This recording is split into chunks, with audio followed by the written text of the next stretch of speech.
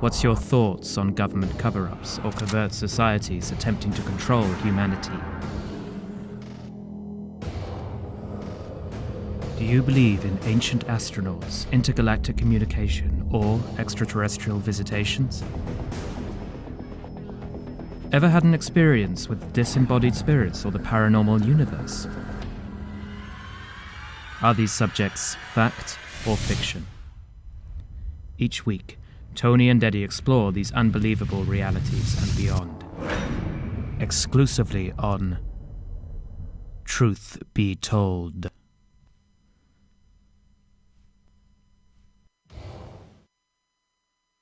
Hello and welcome back to another broadcast of Truth Be Told with Tony and Eddie. I'm your host, Tony Sweet, and joining me now in studio is world-renowned psychic Eddie Connor. Thanks, Tony, and hi, everybody. Happy Friday. Humans have been waiting to communicate with extraterrestrials for centuries now, and here at Truth Be Told, we've spoken with experts that have given us hope that such a communication may not be as far in the future as we once thought. Today, veteran actor Tzi Ma joins us in studio to talk about his latest movie. In a way, I believe this movie is a preparation for the first encounter of outer space.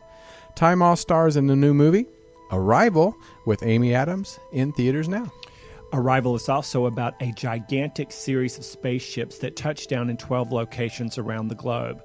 As nations tether on the verge of global war, banks, of course it's always banks, and an elite crew must race against time to find a way to communicate with the extraterrestrial visitors.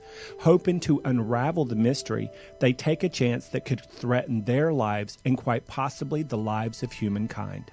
Tzi Ma is a legend actor best known for movies and TV shows such as Rush Hour, The Lady Killers, Fox's 24, AMC's Hell on Wheels, and ABC's Once Upon a Time. In this upcoming movie, Tzi Ma also plays the pivotal role of General Shang, also known as Big Domino. Without further ado, please put your hands and hearts together and welcome to the show, Tzi Ma. Oh, yes. Tzi Ma in the house. The Big Domino. How you doing, sir? I'm doing well. Thank you for asking. We're go ahead. Don't you even go there. I'm not going to. Because I will cut somebody live on the radio. Okay, fine. Are we streaming live? Yes, we are. are. I will cut you live. We're honored to have you here. You have done so much in this industry of entertainment that I think anybody would recognize you. Sometimes they may not know your name, but they know your face.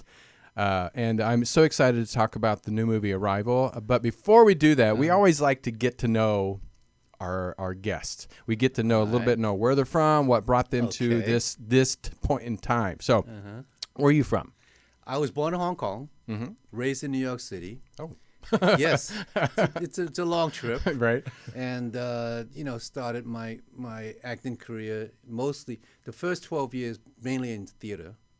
Oh, Broadway or off Broadway, everywhere you can get. Okay. Yeah, the Great White Way is not really. I don't have anything for me. So, right. So, I mean, unless you want to do like The King and I or something. There you go. But then back then, Yul Brynner did The King and I. So, right. So I couldn't be the king. So. Look, I was a little kid. I saw stuff like that, and I was like, "Why are they doing this?" And I was a kid. I was so mad. Yes, it's kind of strange, but right. So really there were no plays for me on Broadway, but mainly off Broadway, like the Public Theater, right. La Mama, all the wonderful venues where we really did a lot of experimental work. So so that was exciting, working with all the brand new writers coming up, which like they're household names by now. Right, I'm sure. Now, were you? Was your parents in entertainment or no? Oh no! Look at him like no. Yes, that's a big taboo in the Chinese culture. Really? Yes. If you look at the book of 72 professions, I mean, they list all the professions. There are 72 of them, and acting's not one of them. If you're a beggar, it's a profession in the Chinese book of professions. They would have been not more an actor. They would have said, "You can be a beggar." That's right. You can beg, but you cannot be an actor. So, in the book of 72 occupations, yes, is there anything in there creative and artistic at all? Yeah. I mean, you could be a painter, but for some reason, acting is always like in the bottom of the barrel here, somewhere. So really, a lot of opposition at home. Right. When they found out that I had some interest you know, because that's playing. It's not acting, right? I mean, everybody knows that. I mean, Right. that's pretty cross-cultural. So stop playing, get a real job, you know. So I kind of fake going to college. So, I mean, I did go. I mean, but I started changing majors every 6 months. Oh, how So just to funny. keep them guessing, you know, say, oh yeah, pre-med, okay, Pre-med. biology, okay, sci-fi, science fiction. I say, wait, everything's getting crazy, you know. So, you know, political science, you know, stuff like that. But now it's changed because now China is like a huge industry for movies. Well, Or has it changed it in the homes? Or no, it's No. just a two separate issues. Oh, here. really? You know, when it comes to movie making, Uh-huh. it's a business. It's show business. China's very into show business. Yeah. I mean, they want to, you know, obviously you can see with all the latest news, you know, they jump in head first. I mean, Right. really investing a lot of money. They're very much interested in the movie making business. Now, I'm sure if you ask all those CEOs who are involved, none of their Kids. you know, kids are, Or in actors. the business. Yes, for sure, for sure. And so that says a lot about you right off the bat. So here you are pushing against the traditional values because your heart wants to act. And then you had to find a balance. Absolutely. So I'm going to keep changing my major every 6 months just to keep the fire from getting bigger. That's right. And then, so what was the spark in you that made you want to act? When did you get the bug? I always wanted to act because I'm the youngest of 7 kids. Oh, wow. So, and we worked hard. I mean, the family, you know, we had a Chinese restaurant, you know. I mean, that's like one of the very few occupations that we could do at the time, you know. Either you run a laundry or you run a restaurant. right. Really, everything else is that. Then it goes into the professions, you know. You go and you be a doctor, you know, and a lawyer. So as an immigrant family, those were the very few options that's open to us. So given the circumstances, I was the entertainer at home because I was the baby. So I am had too. Yeah, there you go. See, we got a chance to kind of.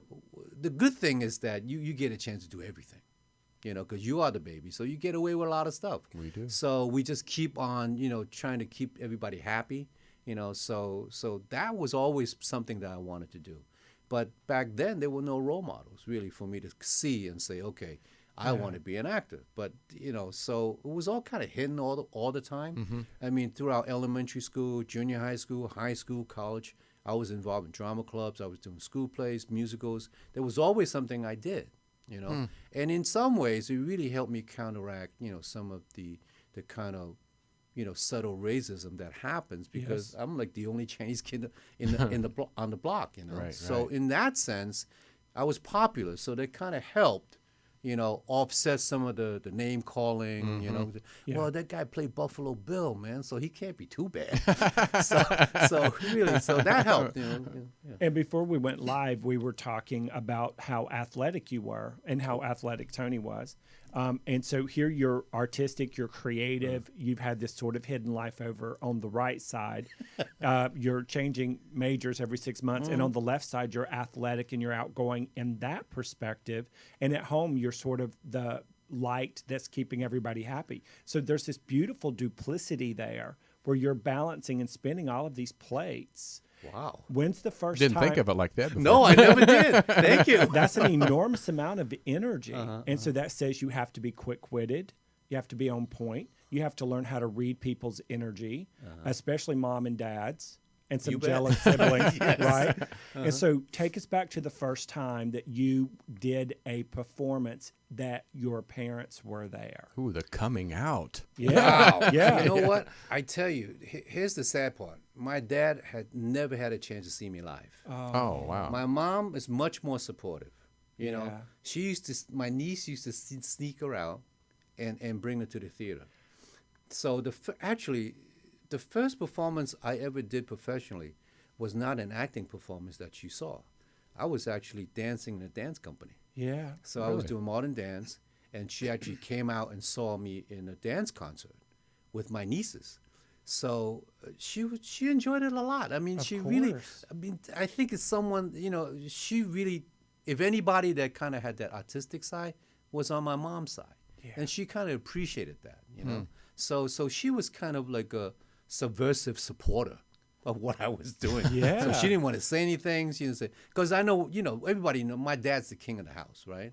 I mean, it's a patriarchal Chinese cultural family. Yeah. And, he's a little bit on the older side, so he's really old school. He said, you cannot encourage him. You cannot, spoil him in a way where he's going to come and do what he pleases. He's got to, you got to toe the line because you're the mother. Right. Right. Meanwhile, he's like, he's off doing whatever he's doing. Right. Right. Well, and the philosophy then was either this or that. It That's was right. never you could do both. No. And so which company were you in? I danced for 25 years. Wow, cool. Yeah. I was with the Jiangqing Dance Company. Wow. Which was a premier kind of modern Chinese cultural dance, and they do a lot of experimental work. We did, we worked with Alvin Ailey a lot. That's So it was really. I thought the 4 years dancing professionally really gave me very good, basics in terms of discipline and how hard things can be. Because I think if there's anything, I mean, you look at all the arts, I think dancers have got it tough. I do really. too. Yeah. Right? I mean, Yeah. you're talking about performing. Not only after you perform, you got to take class Yes, you every do. day. Yeah. Yes, So, you do. I don't know any other profession that make you do that. Well, especially physically. It's not just Yes. because like actors and singers, it's a lot of mentally, but dancers right. are both. I mean, Yeah, they are. it's, And a lot of athletes, and see there you're on both sides of the fence again, a lot of athletes don't think of dance as athletic at all. They think it's just some passive thing. But dance is flippin' athletic as athletic can be. You bet. I mean, you talk to, but there are some really special athletes Yes. that knows that, like Lynn Swan. oh, yeah. That man took ballet classes because his mom made him. But then you know what? He said outright, and he said that's what made me such a great wide receiver because Yeah. of the ballet. Well, in dance, I think dance actors who have danced before, in my opinion, are better actors than actors who have never danced. Because you have to communicate with your body without saying a word. And you need to relay an entire story with a beginning, a middle, and an end. When you have that under your belt on top of acting Yes. and then having that delicious duplicity on top of it, child, please, ain't nobody going to touch you. Why, thank you. I could have said it better. Really. No, but I think you're absolutely right. And I think also, if you dance and you've done theater, I think it really Yes. helps your film and television acting because you do get to do something from beginning to end. You get a chance to see the kind of arc that you're going through because TV and film is always out of sequence. Yes, So, it is. for you, I mean, then you kind of, you relying on outside sources to help you.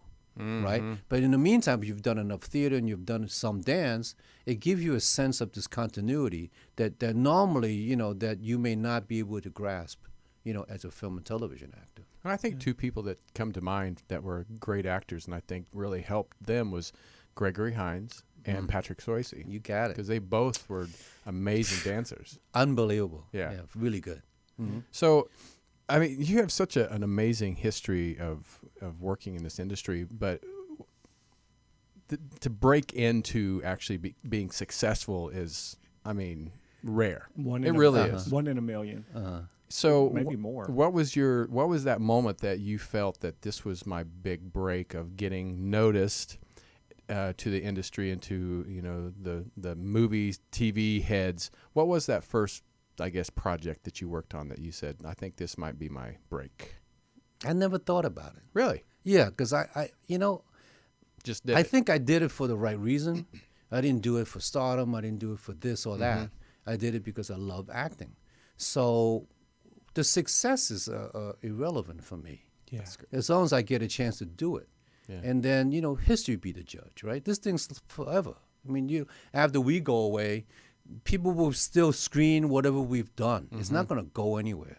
So why am I bothering with it? Just leave it alone. Just go do my thing, right? People like it, great. People don't, they don't, right? I mean, you can't please everybody. So you Right. just hope that the things that you do out there have some kind of value, as you contributed in some way, to society or to the world itself, right? So I'm happy with that. I mean, the rest of it, whatever. Meanwhile, I want every single up-and-coming actor, musician, dancer, performer of any kind to pay attention to what he just said. Now, here's the reason. I have 10 people a week in my office going, when am I going to get famous? And that's not the question to be asking yourself. What are you doing that your heart will not let you not do? What is your purpose? What is your passion? Why are you on this planet? And you just articulated that beautifully. I'm not looking for the fame piece. I am doing a good job doing what my purpose is. And you can tell you radiate appreciation and gratitude. You just naturally do. That is the magnet that will bring more and more and more to you. I like that. It's true. And it will bring it to Yeah. the people out there who are wanting to be in your position. That'd be great, because I mean, really, I mean, all we appreciate is the opportunity to do the work, you know. And once it's because it's beyond our control, whether people like it or not, right? Yeah. So you know, why am I worrying about something that's out of my control? So let them do it. Yeah. Right. How long did it take you to get to the point where you didn't worry or care what other people thought? Were you always that way, or did it take some time to cultivate? It didn't take long. I mean, I remember there was a friend of mine who did a one-man show at the Public Theater at the same time I was there. And, man, I tell you, the critics killed him. Really harsh and uncalled for, you know, bad and mean reviews. And he didn't take it very well, and he quit the business. Oh, wow. And I felt that from that, which is I think was 1980, this happened, and I promised myself, you know, it doesn't matter. It's one man's opinion, whether it's good and bad or indifference. It's just one man's opinion. Yeah. So why are we putting so much weight on it? You know, I mean, you do what the best you can, and you look, it's not everything I do is good. I mean, we grow, we learn, you know, it's a journey. I mean, it's a process. You know, we go from beginning, middle, and end, we keep on going. And hopefully we continue to grow. And I feel that every time I do something, I always have a chance to learn something. Otherwise, then what's the point, you know? And you look forward to it. Absolutely, yes. I mean, to work with different people, you know, and to be in different countries and, you know, locales that you've never been, or you revisit it. I mean, no matter what it is, every time you go, it's refreshing. It's new. So, and I think it's important for us to keep that in mind, that, you know, these lessons continue. You know, they don't just stop.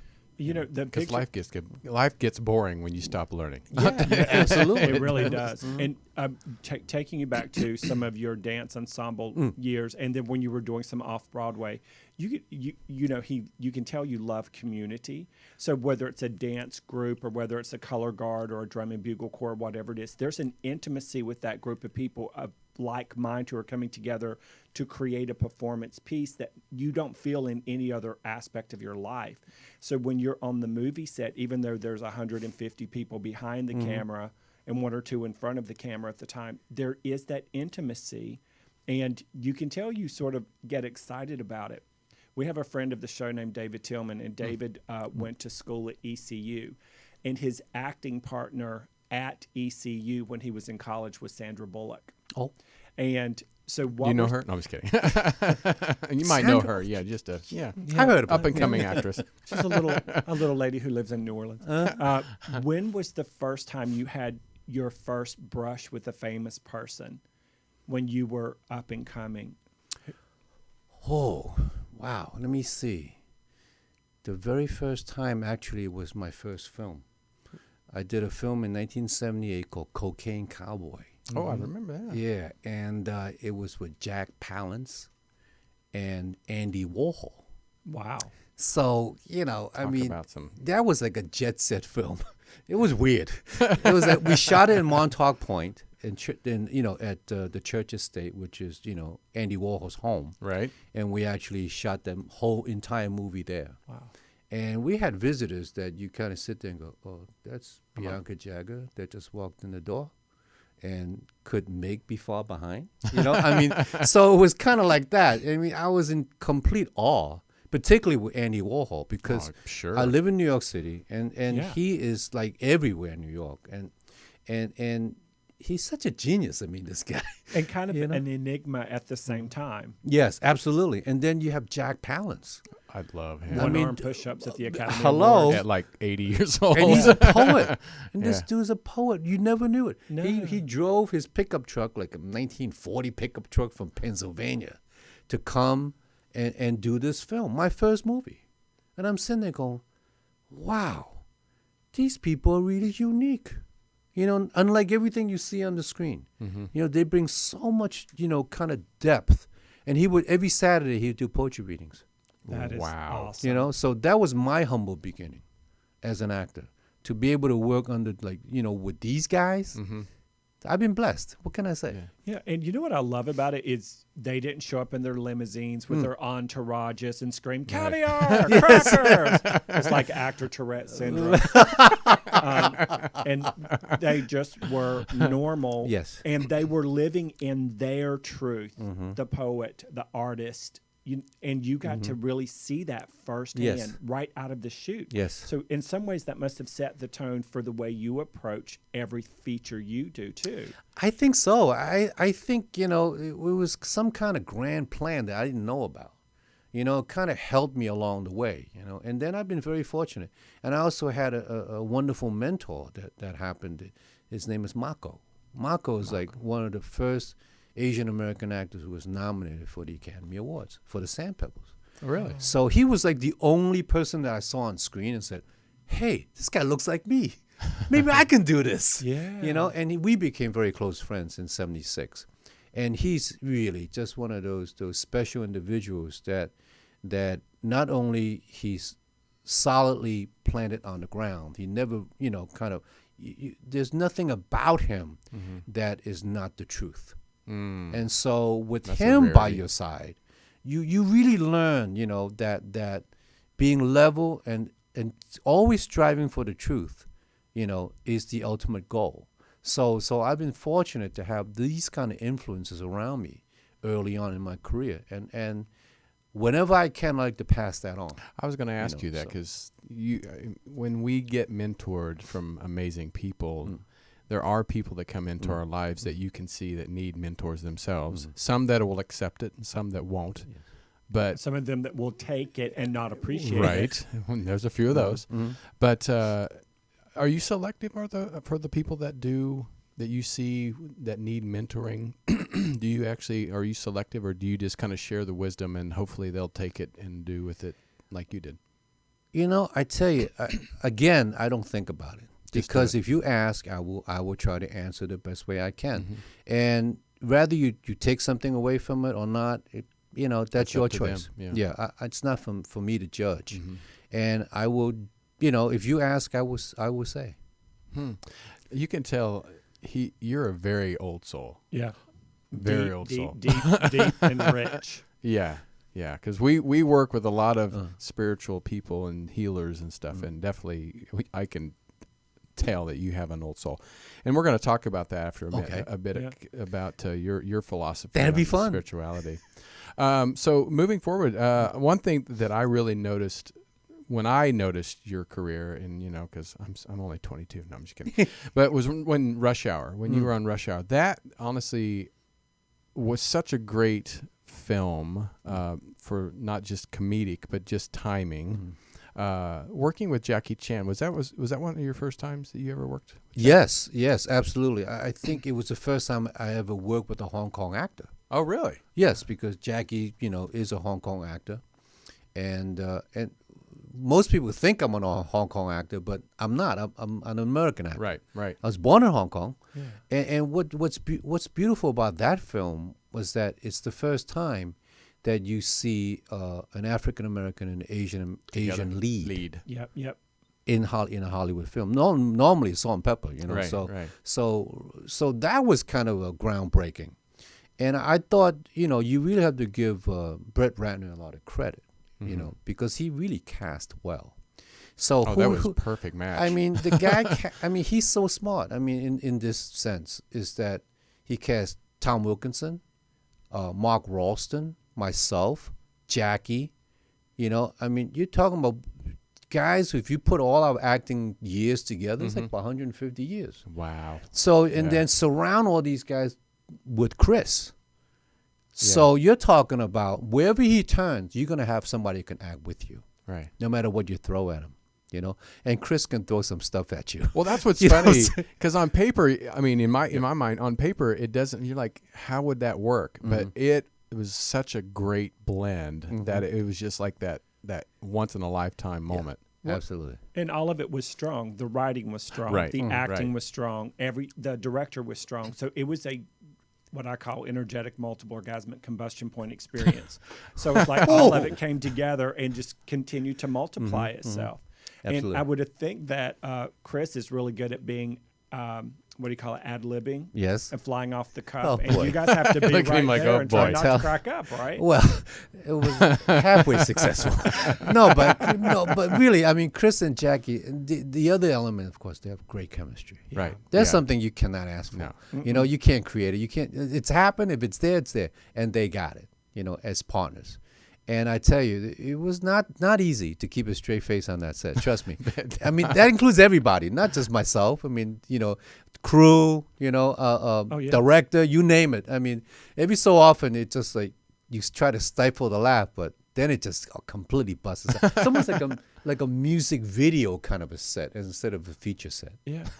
So is it easier for you to keep a straight face when the actor across from you is cracking up, or when the whole crew is cracking up and you can see it but off camera, which is harder? Man, they're both hard. I mean, you know, once somebody, it's like one of those things, right? I mean, it's contagious. Yeah. It You is. know, when you start doing it, it's like, and then it kind of snowballs. It Yeah. ripples. You know, Yeah. and the day kind of gets a little longer and longer. Then you kind of go, okay, somebody. I wanna steps go up. home. Exactly. So then is when we kind of fall in line. You know? And then I guess the more tired you get, the more contagious it is. Mm-hmm. Yes. Lord. Yes. What's the funniest thing that has ever happened, or dumbest? What's the funniest or the dumbest thing that's ever happened to you personally on a set, Oh, or that you saw? well, there's so many examples. He's like, come on, Eddie. No, there's like every other. I mean, every set you go on is something. I mean, I just finished shooting Once Upon a Time, and there's a word I had to say, Sisyphean.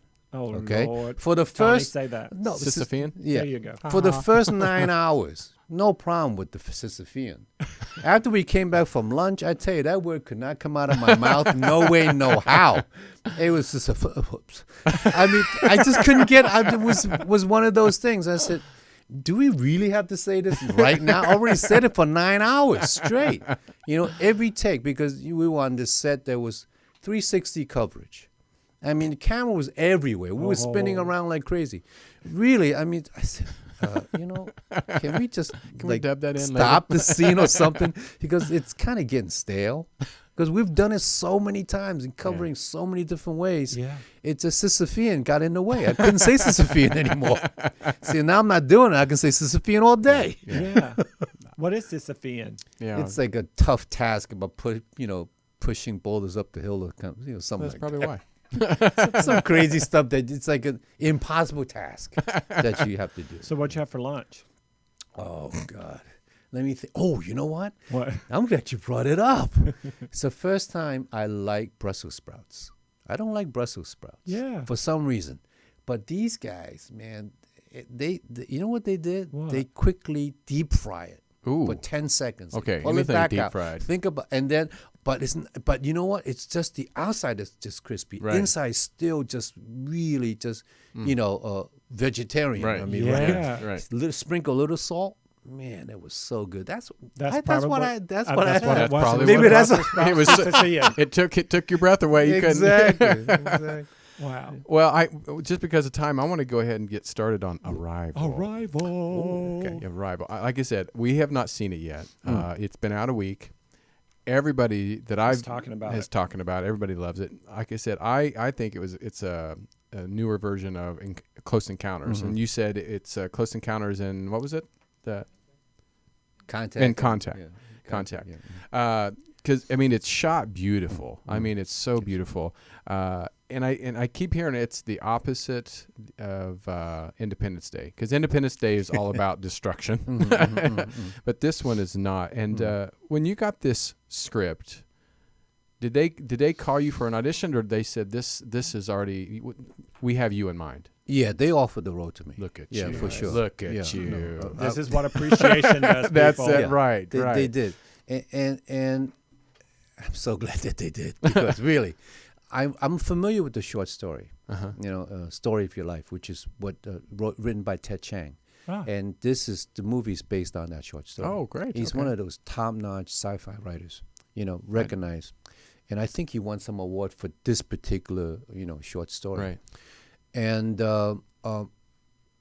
you know what's crazy now that we're talking about it? Before, I never looked at it this way.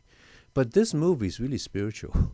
Very spiritual. You see? So, but before I was just, never thought of it in those, in those terms. Mm-hmm. I keep on thinking it's a beautiful movie. It's an intimate movie. It's a movie, that is, presented on a big canvas, but it's a small story. It follows this woman's, work in terms of trying to communicate, Mm-hmm. and I thought it was artful. It's kind of like watercolor painting. Right. That if you dip, paint and put on a parchment paper, it Right. kind of spreads in this kind of improvisational way. Which is beautiful. It's and nice. but it is it follows some kind of plan, but it's free form. So I keep on thinking of it in those terms. But now, since I'm here and talking to you guys, that this film is really spiritual. I just from the trailer itself, I felt Yeah. that. I felt there's something deeper, and that's why, even in the intro, I said it's like a preparation for our first encounter, because I believe I'm hoping that's the encounter that we'll have once we are Let's watch presented. the movie first. Yeah. No, but I think Well, it will. But yeah. I think it will. Even not to give too much away, about the Right, film. right. But we all know, since all the press out there have already told you that it's not Independence Day. Right. So it's not something that, but it doesn't mean that there is no danger in Oh, it. of It course. doesn't mean that because we are human beings, we take things a certain way. Yeah. We have our opinions about what's out there and who's coming and why do they come And how do we react? and how exactly. So you have all of those elements still intact within this film. So that when we look at this film, it is really kind of a spectrum of how we feel. In terms of what the visitors are about. So you're not gonna miss anything in that sense, right? So when I say this film is a must-see film for all audiences, and I don't mean that the film is catering to all audiences. It's just that the film is so well put together and it's so deep.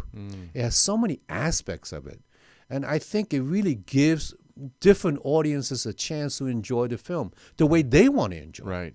Right. So that's what makes this film special. So do we need tissue? You might.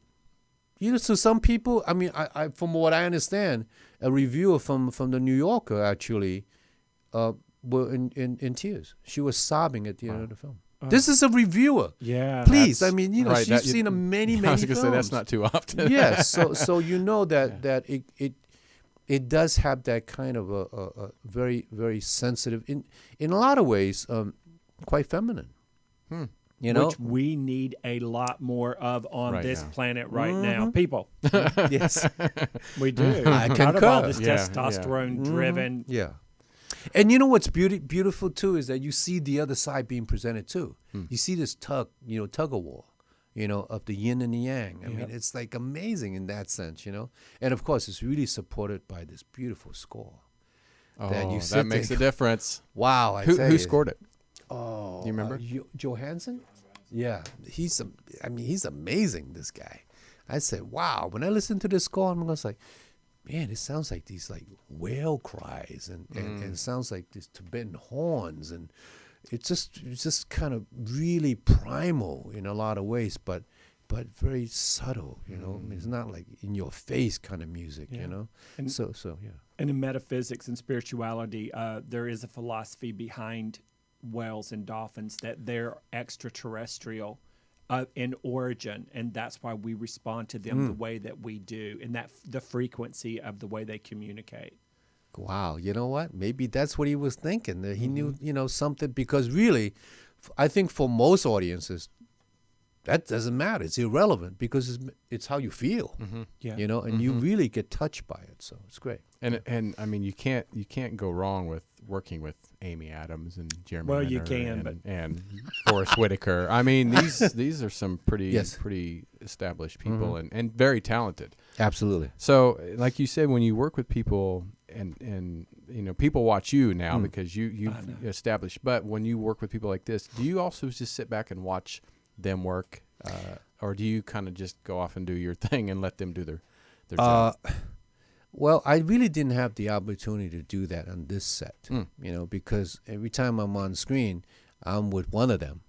And when I'm not on screen, I'm just not on screen and not on set. Oh, okay. But the beauty of it too is that, you're right. These guys are like the triple threat of acting, right? So when I'm on, really, this particular film, I am not on screen that much.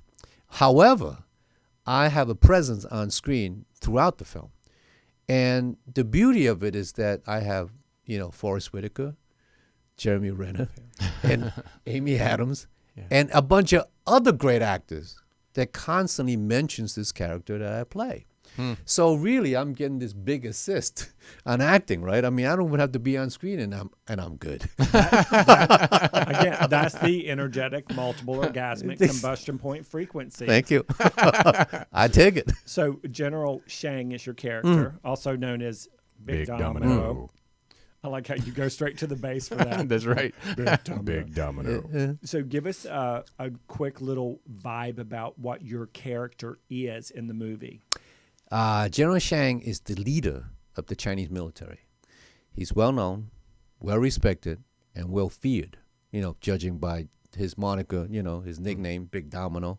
So every move he makes, everybody pays attention.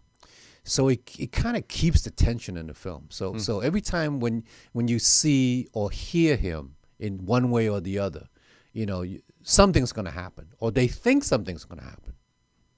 So, but at the end of the day, you'll realize that there's something about General Shang that that you would discover that's very unlike everything that preceded him during that film. Ooh, is there flashbacks in this movie?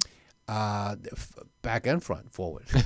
Oh wow! Yes, time. Time is just one of those interesting elements. Yes, it is. I don't want to say much, but yeah, you do get a different interpretation of time, and then quantum new aspects and perspectives of Big Domino's character as it continues to unfold. Yes. Do we see him when he's little Domino? Oh no! Okay. You don't. But no. He's always Big Domino. Okay. Even when he was little. Even when he was little. That's right. Well, this, like I said, this movie is something that we talk about a lot. Not necessarily this movie, but the topic of extraterrestrials, outer space, communication. We've had some of the top UFO experts, ufologists, on our show. Cool. And we want to know, and I know our audience would want to know, what is your take on your philosophy about extraterrestrials? Have you ever had an encounter? Seen one? No, I've never had a personal encounter, but I think, this universe is so vast, I mean, who are we to say, and I think, if anything, we err on the side of the fact that there will be visitors from outer space, to come and see us. And I think it really stands to reason, given how minute we are. Yeah. Where are we on this universe itself and other universes that's out there, right? So, I mean, I am a believer. I think eventually, we will have a close encounter. And I really believe that it will be the kind of encounter like the way we have it in Arrival. Did you have experts on the film that have had experiences before that used their expertise to bring to the film for the characters by chance? You know what? I don't know. I would assume that Denis, the director, would probably have all his people, And one thing about good directors, they always are fully prepared before we shoot. Yeah. So this guy was fully prepared. I'm sure. I'm telling you, he's terrific. That makes really a big is, difference because the director's the nucleus of everything Yes. that Oh, my goes God. on in that community. It's like having a lead dancer that's just sort of walking through it versus that's living it. Because if the director's living it, the whole community comes together. And you can feel it coming off of you when you talk about it. For sure. I know the Chinese culture, I don't know it personally, but I would love to have more experts about the Chinese culture. But the Chinese culture, what do they think about, or have that you know of, maybe like extraterrestrial contact? Because like in the Mayans and in Machu Picchu, they've had talk about, outer space men. So is there stuff like that in the Chinese culture that you know of? We have a whole heavenly universe Mm-hmm. that's up there somewhere in the ethers. Yeah. Okay, we never present it as a extraterrestrial. We never explain it in that intelligence from outer space. Right. But we have life forms that is beyond our comprehension. Right. That's always been part of the culture. Who created heaven and earth is not, and definitely is not by one quote unquote one being or individual. So you really have this kind of universe of gods up there, more in really in lines with the Greek and I was going to say the Greek and the gods. Romans. So in that sense, I think for the Chinese culture, I think it really it's something that they want to kind of have the citizenry understand and not be afraid. So maybe it's a way of presenting the fact that these are extraterrestrials, but in a context that they wouldn't understand. And one of the biggest sightings in the entire world was in Japan, and another one in China, where it was, like 20 or 30 UFOs. Really? Where they had to shut the airports down. And then the planes that were coming in or leaving that were not grounded had to be deferred. Wow. Yeah, and then they just hung there, and they hung there for a good 20 minutes until everybody could get video, so that there's no way you could say, it's a hot air balloon. You know what I mean? Yes. In the middle of the night. Uh-huh. Yeah, so that's two places in the world where they've had the largest mass sightings within the last 6 or 7 years. Yeah, you know what? I think there's got to be.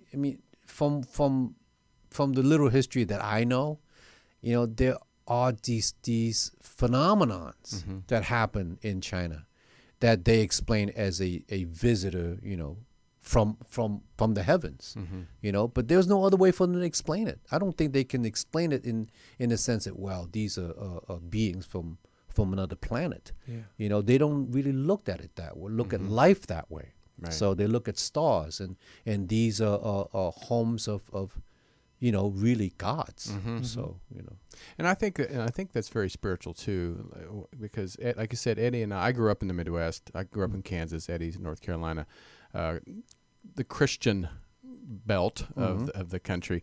But China or Chinese culture, what is the religion, I guess, that you guys or maybe you may not. Well, practice I don't, but predominantly Buddhist. Buddhist, okay. But I think the Chinese are not true Buddhists.